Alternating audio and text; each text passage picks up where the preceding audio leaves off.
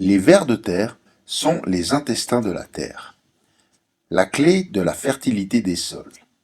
Ils sont les ingénieurs, travailleurs infatigables qui façonnent, aèrent, en ingérant et en digérant les particules organiques. Ils constituent les agents essentiels de l'humification. L'humus est la base de l'alimentation. Le ver de terre a la faculté de se nourrir de feuilles en décomposition et de les transformer en compost.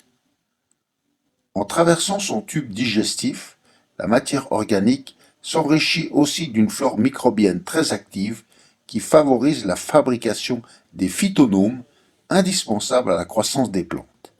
Mais les vers de terre et tous les insectes décomposeurs importants ne prolifèrent que dans des terres saines. Les vers de terre sont là depuis 700 millions d'années.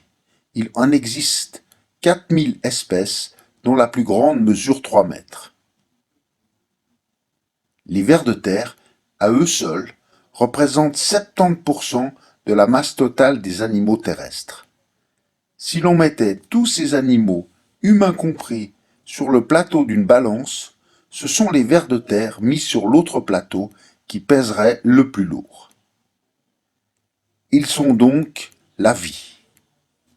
Une forêt saine peut en compter de 150 à 400 spécimens par mètre carré, soit de 1,5 milliard à 4 milliards d'individus pour 1000 mètres carrés, ce qui représente une masse d'1 à 3 tonnes de vers. Généralement plus à l'aise dans les zones tempérées, 250 000 vers de terre peuvent ingérer, fertiliser et brasser jusqu'à 600 tonnes de terre par an. Les vers de terre s'inscrivent dans une chaîne alimentaire complète et dans un véritable cycle de recyclage des matières organiques. Leurs excréments sont composés de différentes substances digestives riches en azote. Ces rejets de matière sont constitués de nutriments qui serviront de nourriture à d'autres micro-organismes.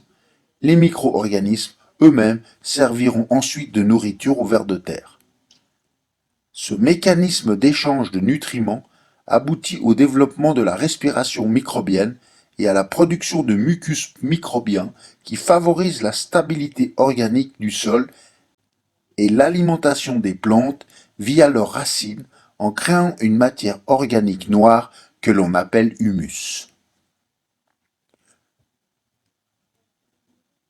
L'humus désigne l'ensemble des couches du sol qui contiennent la matière organique.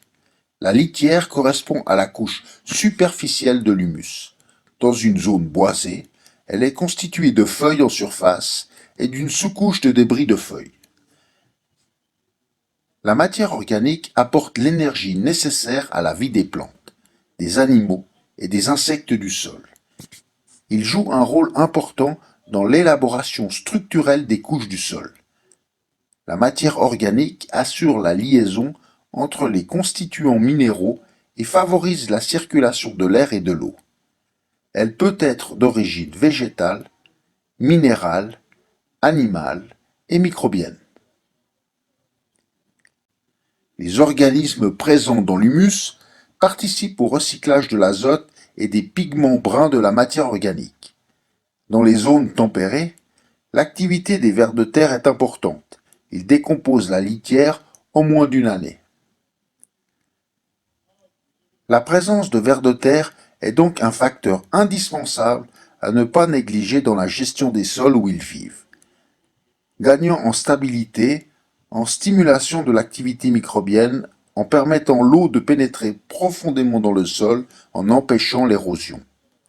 Par leur action, ils permettent un meilleur accès à l'eau et aux éléments nutritifs pour les racines des arbres et des plantes, favorisant ainsi leur alimentation et leur croissance.